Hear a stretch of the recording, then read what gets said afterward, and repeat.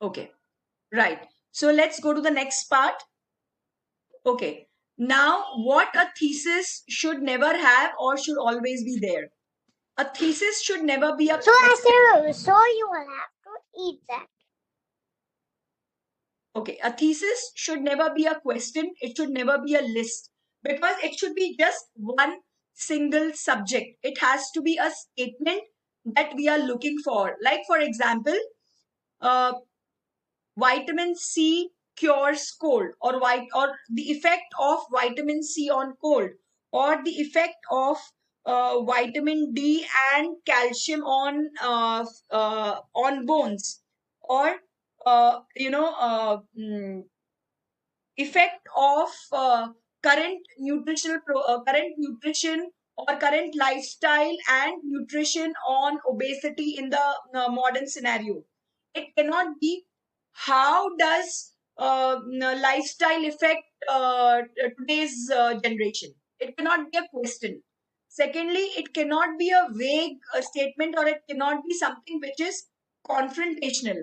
It has to be a simple statement with a definite direction. An effective thesis has a definable arguable claim. Like, for example, when you're talking about Hello, ma'am. lifestyle and diet changes, Your it's voice a is not definable clear. arguable claim, Hello. right? Because you can say that if you do not exercise, and if you do not follow a diet pattern, if you do not if you eat excess of fat and excess of protein, it can negatively affect your kidneys and heart, and that is medical, and that can be proved medically. So things which can be proved medically, things which can be proved by statistics, what can happen? There you can have a definable arguable claim. But if you cannot have a definable arguable claim, then your thesis is not effective. And a thesis needs to be as clear and specific as possible. You cannot have a thesis which is not specific, which is inspecific. Let's see some few examples ahead. Now let's see clarity on types of thesis, on methodology. Though I will state the different types of methodology today, but I'm just going to cover two of them today, because taking a long, if I cover all types of methodology today, what Hello. will happen is it will be an Ma'am, your voice hour-long is not session. clear. So I don't want to have an hour-long session. I will just talk on two kinds of methodologies today. So what are the types of dissertations or thesis? Again, dissertation is an advanced version of thesis, wherein if a thesis can be for say 100 pages, a dissertation would be for 200 or 300 pages. Hello. So let's see what are the different kind of thesis that we, or the studies Ma'am, that we can do. Yes, please. your voice is not clear. Is my Not voice hearing anything. is my Hello. voice not clear? No, Ma'am, it's clear. clear for us, but Ma'am, your clear voice for me. is One, okay. It's clear for me. It's very clear. Clear, ma'am. It's clear Okay. for me. One second, I'll just type a message.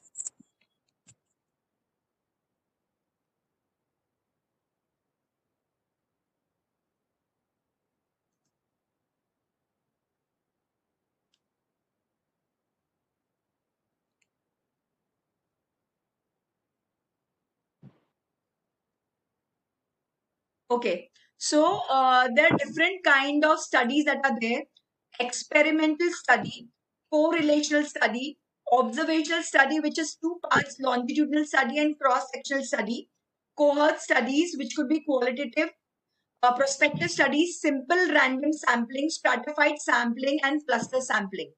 Now, it's very important for us to identify what kind of study that we are doing. And there is a whole possibility that our study that we are doing, the thesis that we are doing, could fall into more than one kind Hello? of study. Okay. So when we are talking about this, the study that we are doing, it becomes very important, especially in Viva, for you to talk about first what kind of study you have done to the examiner, because that will create an impression in Viva that you are aware about what kind of study you have done, and what was the aim in mind while you were doing the study. So today I will talk about experimental study and correlational study. Rest I will cover in the next session. So let's study what is an experimental study. Now, experimental study is basically when participants are allocated to different groups in an experiment. Now, let's understand. For example, say we have about, I think, 20 people on the group. I separate 10 people in one group and 10 people in the other group. And one group would be a controlled group, which means that in one group, I am going to manage all the things and say, okay, this is a controlled group and I'm going to give you X thing. The other group is not going to be a controlled group. The other group is going to be an experimental group. Okay. So this is how the experiment happens. So let's see some examples. Now we create a set of procedures to test a hypothesis where one or more independent variables are manipulated. So in the experimental group, there would be manipulation. In the non-experimental group, which means in the control group, there would be no manipulations. We also do the effect measured on one or more dependent variables. So we see how this works. And it requires definitely strong understanding of the subject that we are studying. Let's see some examples to understand what experimental group exactly is. And we will also see what kind of designs are there. Okay. Now there are two designs, basically repeated measures or independent groups. Now what does this mean? Say for example, now there are 20 20 students here on the group. What I'll do is I will take these 20 students and I will make them a controlled group at one point of time, say for 10 days. And after 10 days, I would manipulate, or I would make them, and I would make the same group as the experimental group only. The other thing is that I would have I would divide it into two parts, and I would have one part as an experimental group and one part as a controlled group. So did you get this part of the thing? How the groups perform? One could be an experimental group and one could be a controlled group, or all 20 people could be a experimental group and a control group themselves. So has this part been understood? Yes, ma'am. Okay. So now let's try and understand the next part. Okay. Now, okay. Just because we find a correlation between something, it doesn't mean, one sec, I have gone beyond something. Okay. Now, say for example, the experimental group would be, say I choose 10 people who have a controlled environment, okay, wherein they are not exposed to smoking at all. And in the experimental group, they are exposed to some kind of smoking. Okay. So in the controlled group, what happens is I may see symptoms where they are not exposed to smoking, and I see the experiment where they are exposed to smoking. Now here I have not manipulated, but I have taken their present circumstances. The manipulation would be, say for example, I expose all the 20 people to a diet. Okay, I say, okay, whatever diet you are taking, you continue taking the diet, and I will make a note of everything, what diet you are taking and what diseases you are suffering from. Then after say 10 days, I shift you all to a controlled group, wherein I will say, okay, now you are going to eat only that food what I am going to provide you. Okay, whether I may disclose to you what is the content, or I may not disclose to you what is the content, and then I will note the symptoms or the sufferings, whether they are reduced or whether they have increased. So did you get this thing, what experimental group is exactly? Or experimental studies exactly? Yes, sir. Yes. And the other thing could be that I divide you guys into two groups. One group is eating as what they like, and I will note the signs and symptoms, what they're suffering from, and I take the other 10 people and I'm putting them to a controlled group a manipulated group where I'm giving them what I want them to eat and I'm noting the symptoms what they are suffering from at the end of 10 days. Is it understood? Yes, ma'am. Ma'am, I want to ask you one thing. Yes. Ma'am, we are floating the Google form online, correct? Right. So in that the participant we have choose to they will come under experimental group, na ma'am? No, they will not come under experimental group because we are not experimenting with anybody. We do not have a control group. We are not telling them that you have to eat this. You don't have to eat that. So But none still, of ma'am, us. the participant we have choose in the Google form. So what will be we considered them like? It will be a not a control group, ma'am, because the people, the participant, the age group differs like, and still they Exactly. have different views. Yeah. Exactly. So what So will be considered for it? Ki it's a control group or it's a experimental group? that you But will it is come. not an experimental study, no? So it cannot come under this study, right, ma'am? Correct. So none of us are doing actually experimental study. None of us Okay, have ma'am. done any kind of experimental study because we don't have an experimental group and a control group. Yes, ma'am. Right? What we are Got actually, it, ma'am. we are just doing a survey. We are doing a kind of a questionnaire. But definitely Okay, we are ma'am. not doing any kind of experimental study. Okay, ma'am. Right? Okay, got it, ma'am. Yeah. Yeah. So I go to the next slide where it is a correlational study. Okay. Now what it does is it seeks to figure out if two or more variables are related and if yes, in what way. So probably some of us may have or our thesis may come under a correlational study. Why? Or probably everybody's one type of thesis could come under correlational study. The reason being we are floating out a questionnaire and we are taking out the study that has been done in the past. So the study that has been done in the past, we are comparing our current study with that.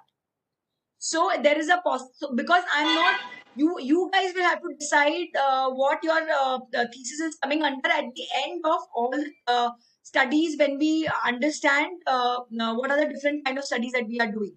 So probably your studies will come under 2-3 different kind of studies or thesis type that we are doing currently. So start noting what you are doing in your studies, what exactly you are doing in your studies. And whatever is being said over here or whatever are the characteristics of different studies, then you will realize what study you are doing. So let's understand what are the characteristics here. In the correlational study, we do not have any kind of experiments. We just relate our study to a previously done study, or we just simply observe what is going on naturally. Now, this is a type of descriptive research as against experimental research. Experimental research, we have a controlled group and we have an experimental group. Here, we do not have any kind of experimental group. We are just observing. We are just taking views of others. So they can be weak or they can be strong. We can't prove any kind of causative factor here. Like for example, when we are doing an experimental research, okay, we can prove a causational factor. Like when we keep the same subjects for experimental and control group. So what we can say there is, okay, in these 10 subjects or these 20 subjects, when they were having high protein, high fat, their EGFR came high. And when the diet given them was a controlled diet, their EGFR reduced or their fat content or their lipid profile reduced. Okay, here we are not doing any kind of experiment. So we cannot prove any cause here. We cannot say that high fat or high diet is causing something. We can just compare it with the previous data that has been collected previously. So because of that, what happens is, if the data collected previously is incorrect, your thesis will also become incorrect. That is the reason I always stress that our data needs to be authentic, so that when we are presenting our data to somebody or when we are publishing our data online, others get an authentic data. Now, correlational study can also be natural and unethical. We will talk about it. But the most common data collection here is surveys and observation and secondary data. Definitely, we are doing survey here that we are aware about. Let's see what is natural and unethical correlational study. Okay. Now, what is a survey or a questionnaire? We know a simple way to research the relationship between variables and most common methods. That is, a random sample of participants completes a survey of questionnaire that we all are doing. We can conduct it online, by mail, by phone, or in person also.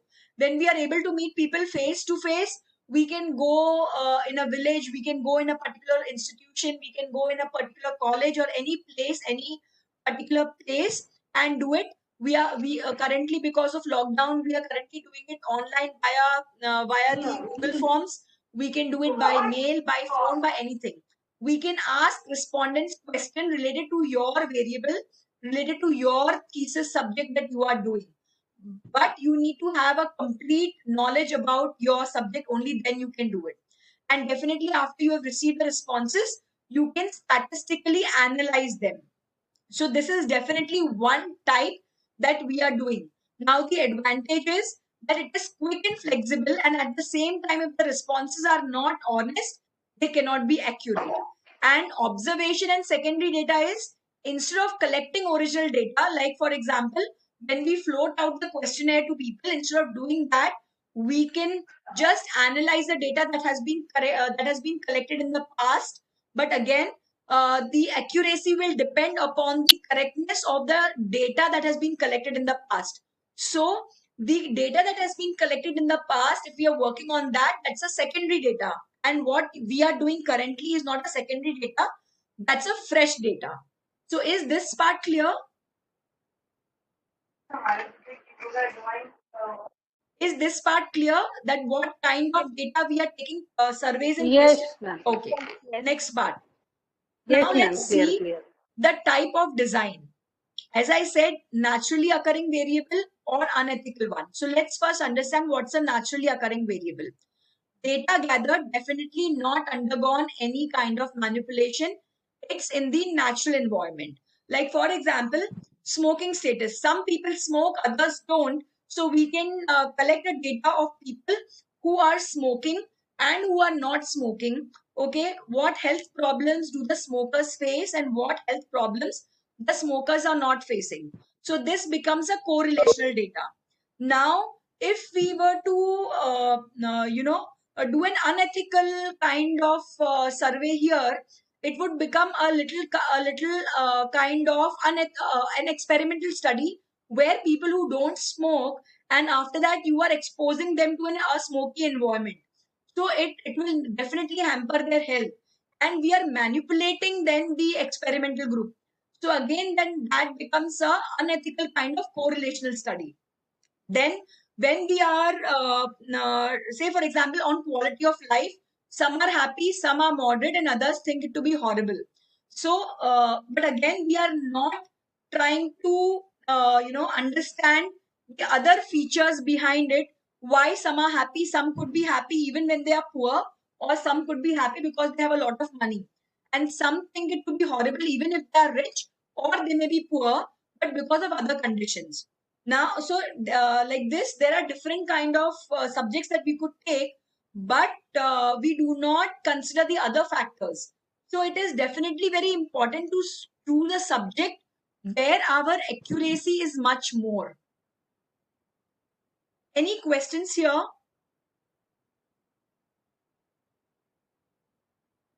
Okay, I'll go ahead. Now, what could be a naturally occurring, in the naturally occurring variable, there could be other processes involved. Like for example, recording, counting, describing, and categorizing actions and events. Okay, it could, I'll explain you how it goes. It can include both qualitative and quantitative elements. Now, recording. What do you do in recording? You are floating a questionnaire. So that is what is recording. Okay. What do you do in counting? Counting is basically the number of studies that you are doing. You're doing 50, 75, 100, 500, whatever you are doing. Then next, when you are describing it, okay, and categorizing. Now describing and categorizing. Now, for example, you may get people in describing, supposing you have taken a topic where people are whether they are aware or they are unaware about the current nutritional requirements. So you may describe that so much percentage of people are unaware about their nutritional requirements, and then categorizing the actions and events, like how you are going to act as per the answer that you have received, how you are going to act, how you are going to conduct the survey, how you are going to conduct awareness programs depending upon the answers that you have received. So is the first statement very clear, where it says recording, counting, describing and categorizing actions and events? Is that clear?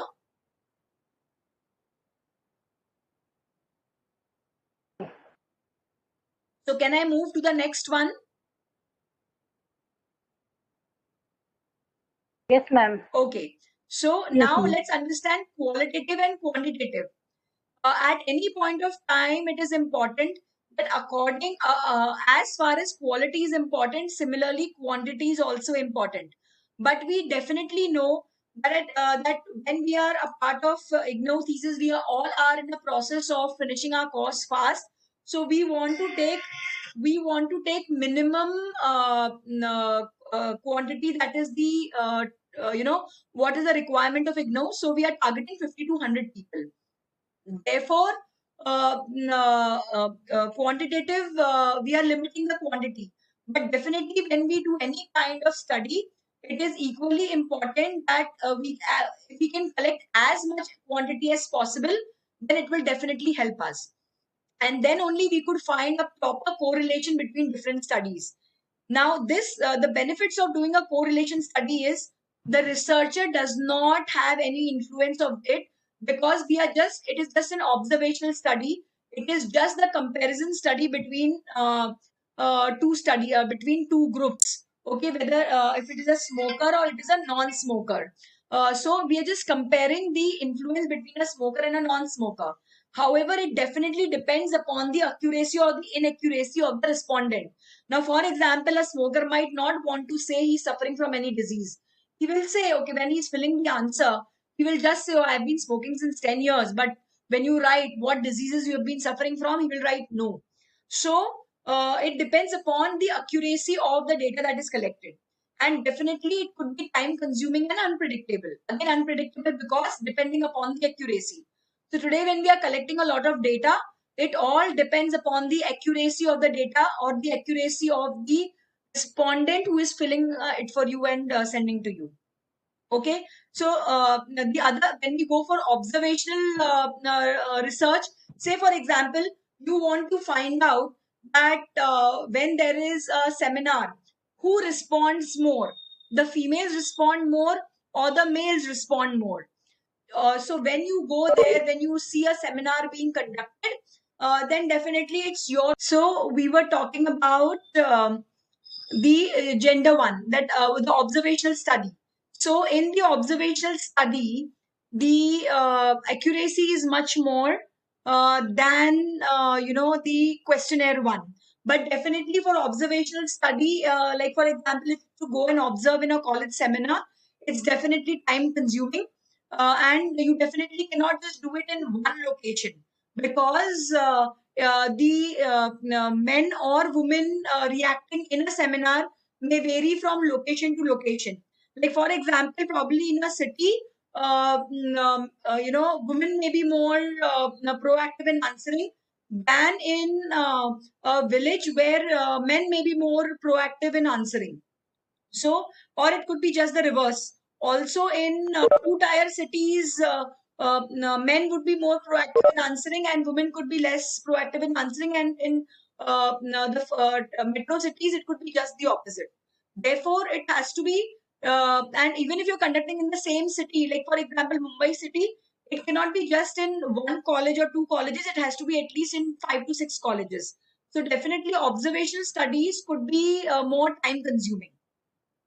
than what we are currently doing the seminar part.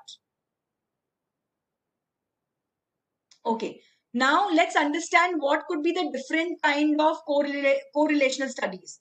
It could be a positive correlation, it could be a negative correlation, or a zero correlation. So what's a positive correlation?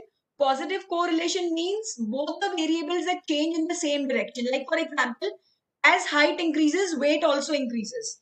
So generally this is the trend where we say that definitely when you are increasing in height, your weight is also going to increase.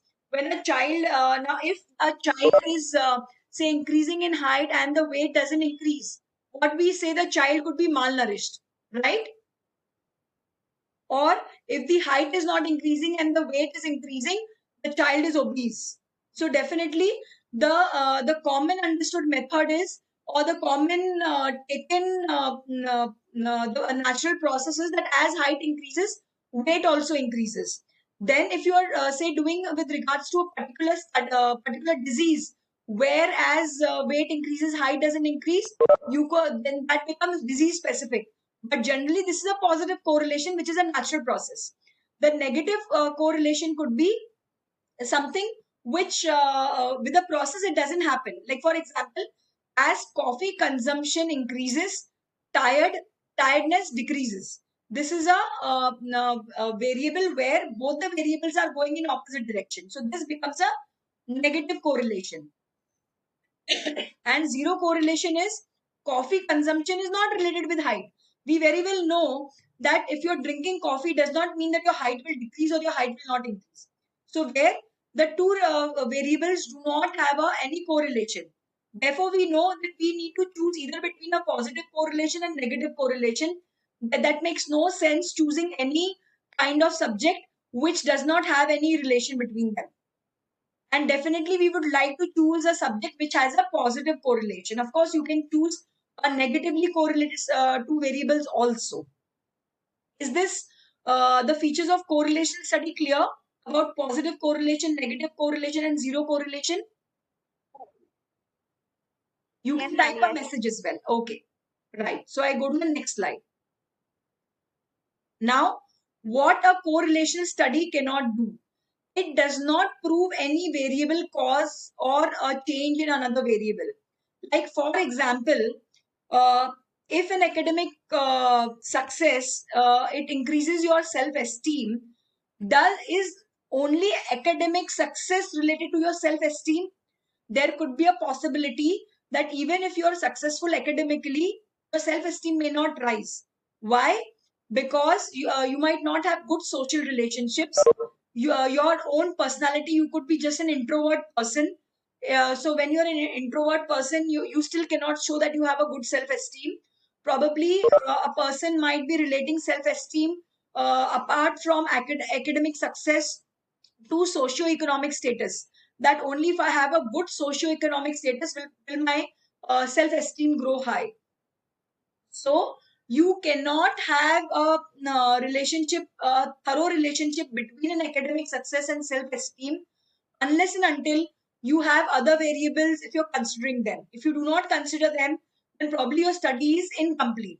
And that is the reason when we passively seek to find a relationship between variables, it does not give us the correct study. And when one cannot ascertain a cause and therefore one cannot ascertain a cause and an effect relationship. So when you're conducting a study, a correlational study, you have to correlate it to many other variables itself. For example, when you are conducting a study, say for example, you're relating self-esteem, you need to associate it with other variables also, like social relationships, personality, socio-economic status, and academic success. So there you will be able to identify how many people consider self-esteem related to all the variables or to one variable or to multiple variables, and the percentage. Probably somebody says, big deal, I've been a failure in my academic success, in my academic life, but I have lot of money, I've been able to make a lot of money, I'm happy with that. Like for example, one of my school friend, he was a 10th failure, he didn't pass 10th, but today he is one of the biggest businessmen in UK. He's very happy. Why? Because for him money is everything. So he feels that his self-esteem is very high because he is money-wise, he's successful. So your self-esteem could be related to many things. So we, to have a wonderful correlational study, we need to find out maximum variables which are related to that one variable which we want to prove. So is this part clear? Yes, ma'am. Like, for example, if somebody wants to conduct a study on asthma, so a study on asthma, if you just conduct regarding in relation to just smokers and non-smokers, you are not considering other subjects, like somebody might be allergic to pollen grains, somebody might be allergic to say some strong smell. Okay, that is where we could not if you're not considering those variables, then we are definitely not completing our study. So that becomes very, very important. Did everybody understand this part?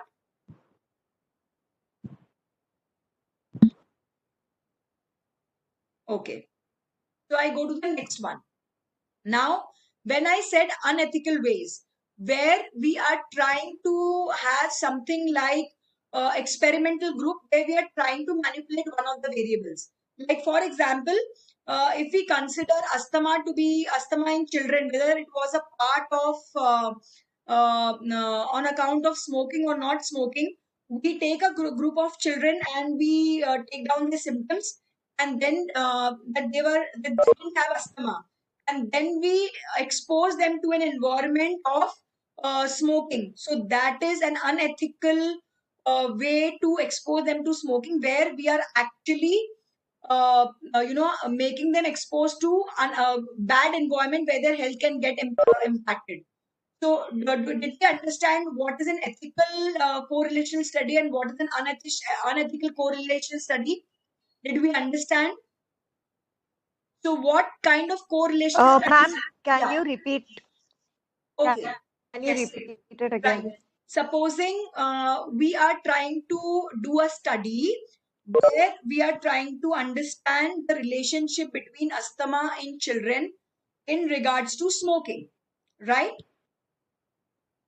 So what we do is we take children who are not suffering from any kind of respiratory problem and who are not exposed to smoking. We note down all their signs and symptoms, what they currently have.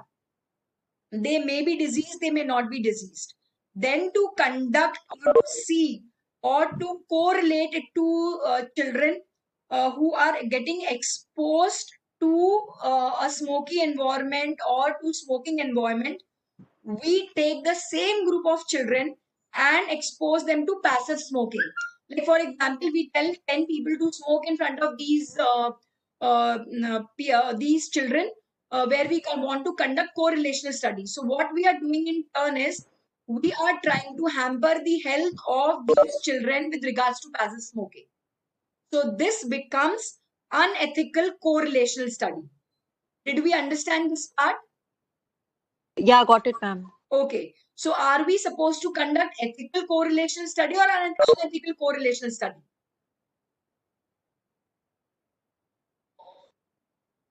Definitely ethical, right? Okay. Now next. Ma'am. So this was what I wanted to put up to you. The difference between experimental and correlational studies. The experimental definitely is much more beneficial, but it is more time consuming because we need to see first portion. Yes, please. Any somebody's asking a question? Okay. So these are the two different studies that we saw, experimental and correlational. Experiment definitely is much more accurate because we have a control group and an experimental group. And if the same control group is the experimental group also, then the study becomes more accurate because we are studying in the same individuals. We are studying in the same constitution. When the experimental and control group are two different groups, two different set of people, the accuracy is a little less because we are studying the symptoms in two different set of people. Now, when we come to correlational study, it could be survey or it could be observational. In a survey, it could be inaccurate. Why? Because it depends upon the accuracy of the respondent. Whereas in observational, it is more accurate because it is the purgative is completely on the part of the person who is conducting the thesis. His or her observation matters, and apart from his or her observation, the observational correlational study is time consuming because you cannot do it in one place, whereas in survey it is not time consuming because you can sit at home and you can circulate it to n number of people and they can probably respond at the same time. It could be ethical, it could be unethical, and definitely we have to conduct ethical way of correlation study. We should not be doing unethical way, because if we are doing unethical way, it is putting others at risk. So is this much part completely clear?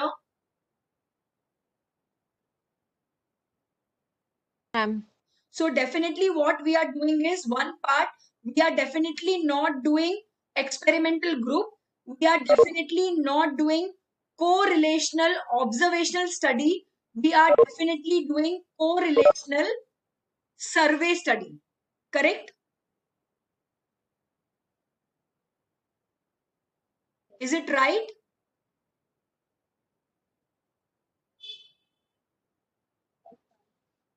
But the hostel group, what you were talking about, that becomes an observational study. Yes, that would become an observational study because you are Okay. if you are going there and doing it. If you are not going there and Right. doing it, if you are doing it sitting in Mumbai, then it becomes a correlational survey study. Survey. If you have Okay. gone, Got it, ma'am. if you've gone there and done it, then definitely it was an observational study. Okay, ma'am. Is it clear? So you have to identify what you have been doing, if you've been present there and done it, or if you've not been present there and done it. And in fact, if you've been present at the hostel and if you have noted, like for example, if you have naturally in a hostel, the set of target group will be the same. So if you have taken the data before implementing a nutrition to them, before giving them a nutritional diet, and again you have taken a data after giving them a nutritional diet, then it becomes an experimental study. Then it is not even a correlational study. Yes, ma'am. Got it. Yes. Did you get it? So if you have done this kind of a study where you have seen the subjects before giving them a nutritional diet and after giving them a nutritional diet, then it is an experimental study. And it is a more accurate one. Why? Because you have been doing it with the same subjects. Correct? Got it. Yes, more accurate. Yeah, got it. Exactly. So we will be seeing the next set of studies probably on next Sunday. So that, and I'll be definitely sending the recording to everybody here on the group. I'll be making a video. I'll combine both the videos when we got a break also. So I'll be combining both the videos and I'll be sharing it with everybody. Thank you so much. Right? So that if you have any doubts, you can always refer to it. And also, I Okay, will ma'am. definitely share the presentation as well. Hello, Vidushi. Yes, tell me. Happy Guru Purnima. Same to you. Wish you, because all of us, you know, here we teach each one of us something or the other. As you are learning from me, I also learn a lot of things from you. So it's happy Guru Purnima to each one of us here. Very sweet. Thank you so much, ma'am. Wish you the same, ma'am. Thank you, ma'am. God bless Thank you. you, ma'am. And any doubt, please Thank you, feel ma'am. free to contact me anytime. Even if you have finished the thesis, please feel free to get in touch with me. Prepare your presentation, prepare a very effective presentation, and I want you to get excellent marks in your Viva as well, whenever it happens. Right? When you Thank you so much, ma'am. Okay. Thank you you, so ma'am. much. Yes, thank you. Thank you, ma'am. Yeah. God bless you all. Hi Vidushi, can you hear Bye. me? Yeah, tell me. I can hear you. When are you explaining about that PowerPoint presentation? Which pap? See, I'll be. This is what I'm already explaining to you. What you have to put.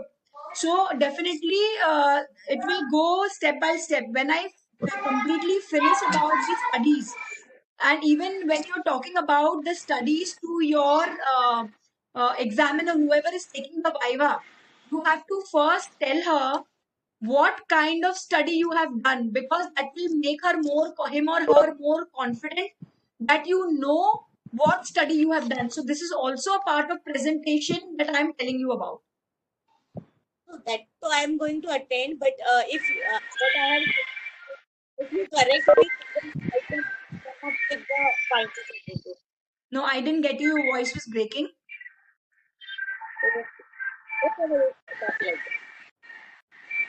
I am definitely going to explain you about the presentation also. Right? Don't worry.